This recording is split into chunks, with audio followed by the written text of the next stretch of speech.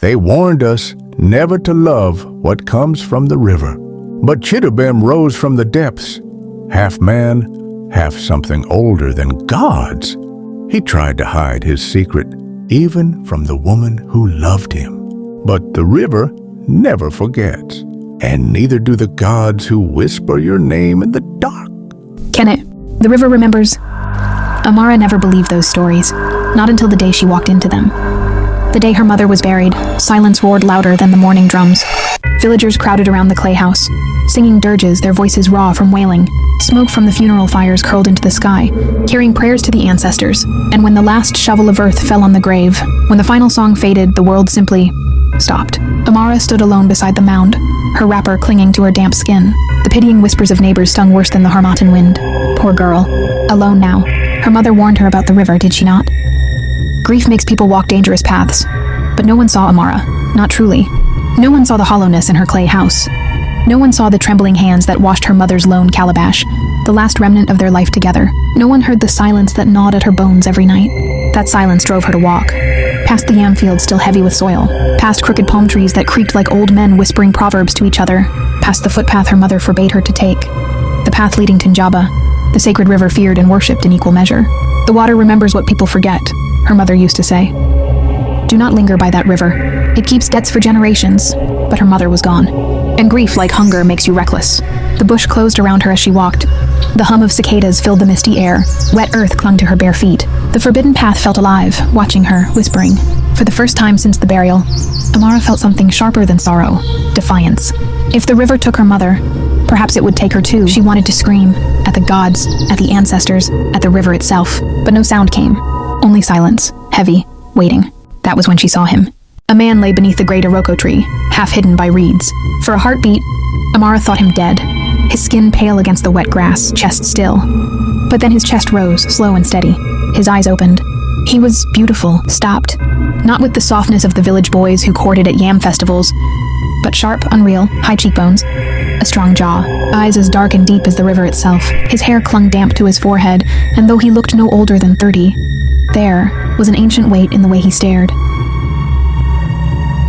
At her, like a man who had seen too much and wished he hadn't. You shouldn't be here, Amara said. Her voice startled her. She had not spoken in days. The man turned his head toward her. His gaze was steady, curious, as though she were the intruder, not him.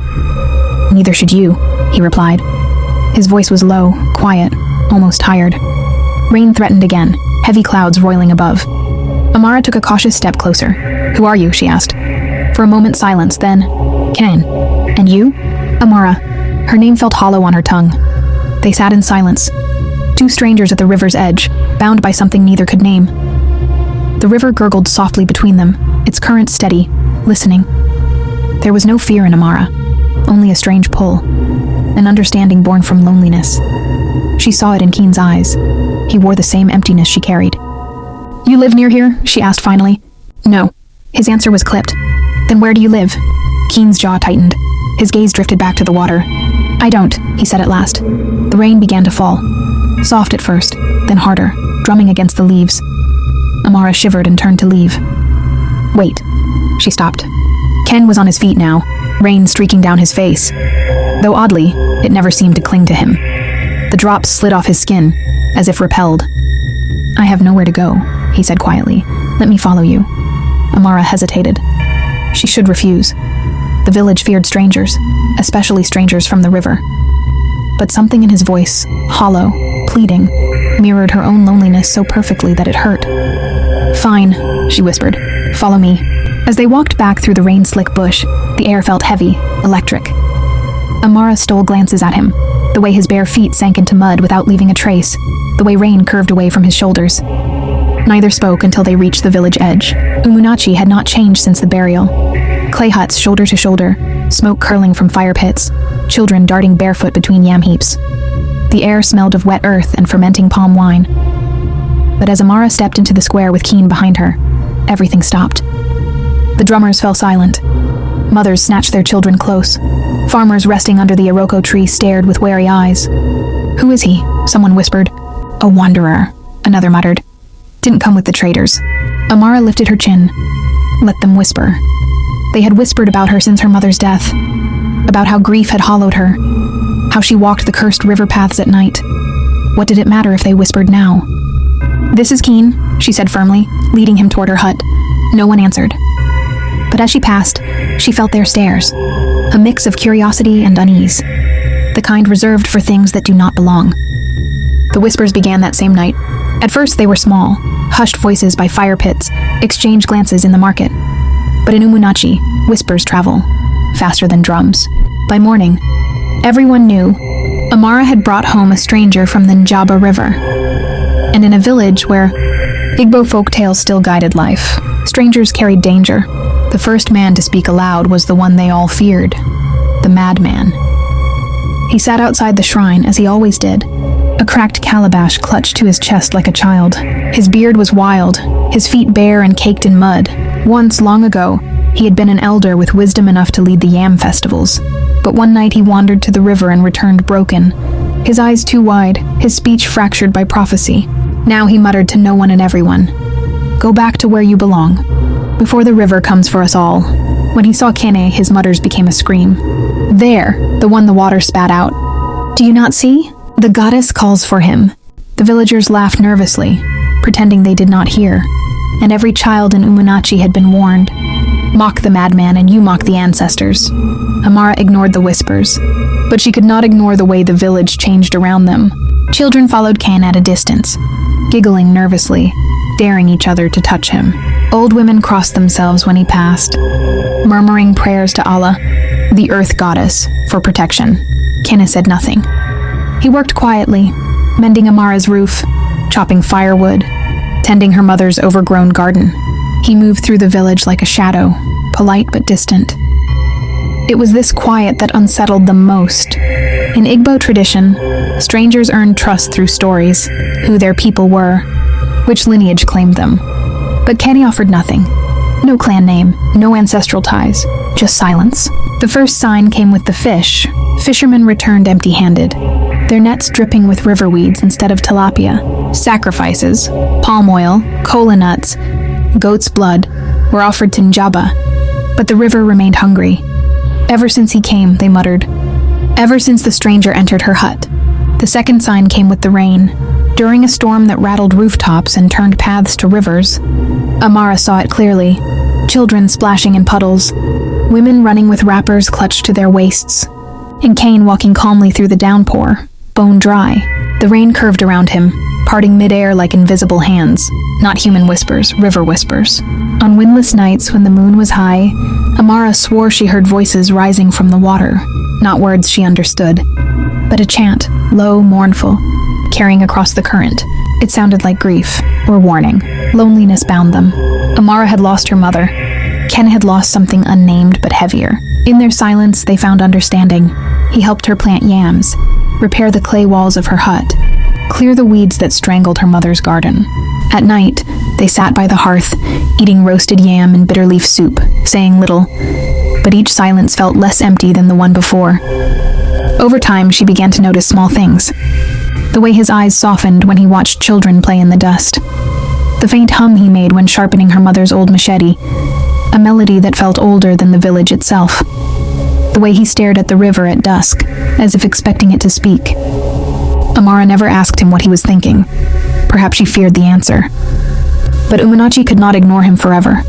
At market, farmers whispered behind baskets of yam. Hunters refused to share palm wine with him. Even the priests of the shrine, men who communed with spirits, avoided his gaze. One evening, as they returned from the fields, the madman blocked their path. He staggered out of the bush, eyes wide and glassy, the cracked calabash swinging from his hand. Villagers paused, holding their breath. "You!" the madman cried, pointing a shaking finger at Keen. "Who are you, eh? Where do you come from?" Ken said nothing. "Go back to where you belong," the madman screamed. "The river is calling you, can't you hear it?" Gasps rippled through the crowd. Mothers pulled children behind them. Elders exchanged uneasy glances. Amara gripped Keen's arm. "Don't listen," she hissed. "He's mad." But when she looked at Keen's face, her breath caught. He wasn't angry. He wasn't surprised. He looked sad, as if the madman's words were true.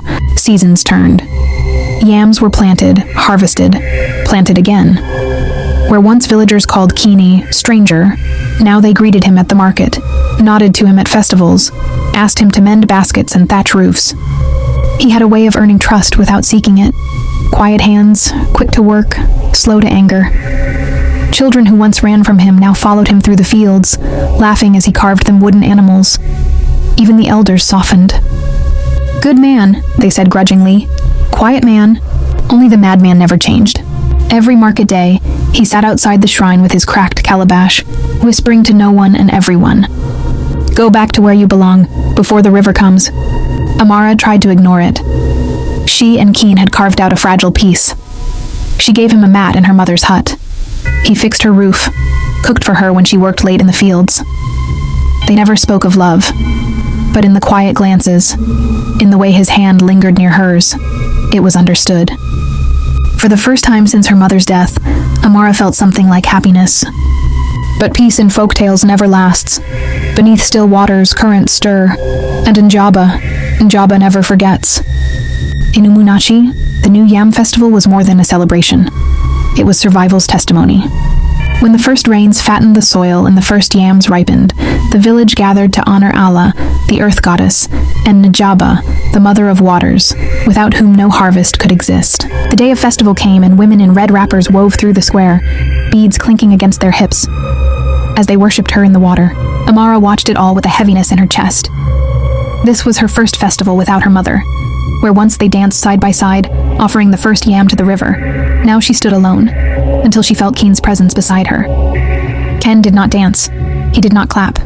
He stood at the edge of the crowd, still as stone, eyes fixed on the horizon. Amara approached him cautiously. "Why don't you join?" she whispered over the drums. Keen's jaw tightened. "I cannot." "You cannot, or you won't." His silence was answer enough. Amara's frustration burned. Festivals were not merely tradition, they were covenant.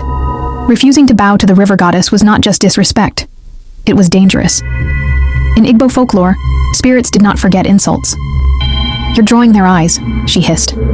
Earning trust not with words but with labor.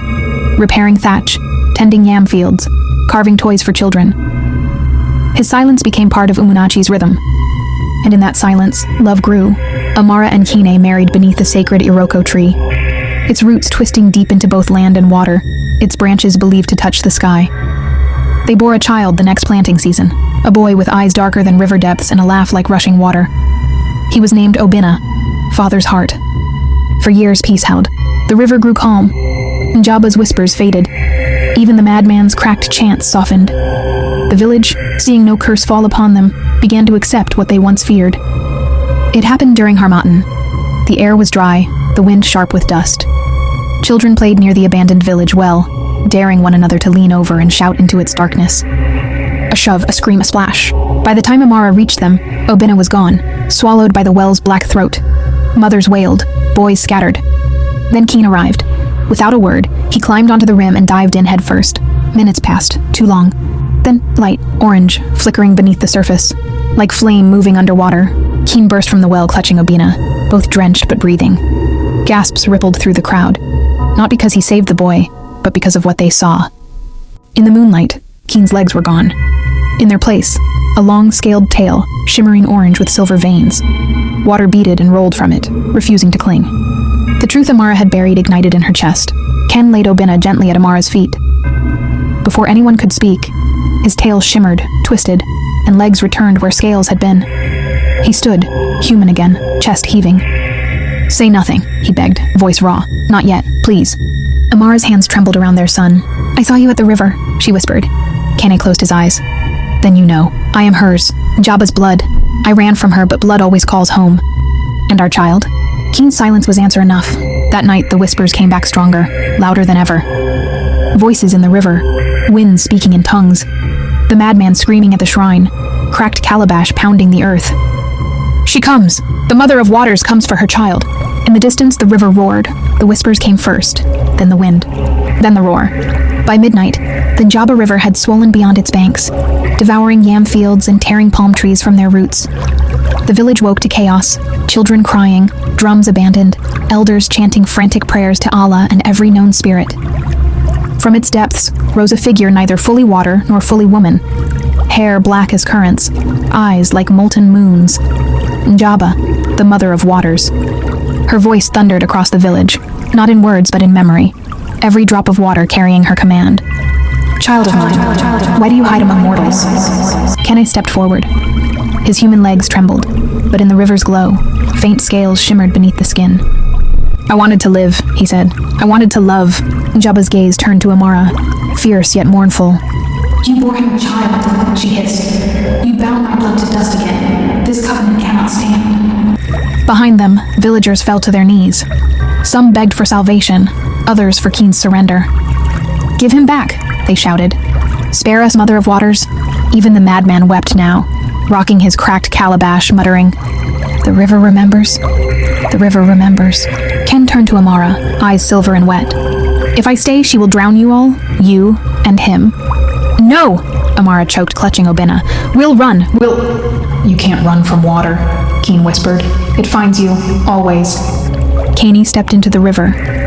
Orange light flared along his body, scales overtaking flesh. His tail unfurled, long, glistening, magnificent. For the first time, he did not hide what he was. Njaba's waters rose to meet him, curling around him like a mother's embrace. Amara screamed, but the wind stole her voice.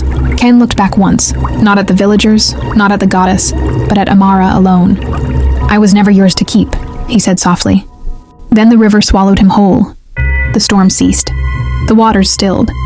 The river, once furious, returned to its glassy calm, as though nothing had happened. Obina sobbed in Amara's arms. Villagers rose in stunned silence. The madman dropped his cracked calabash. For the first time in years, he was silent. After everything settled, Obina stayed by the riverbank crying, Bring back my father!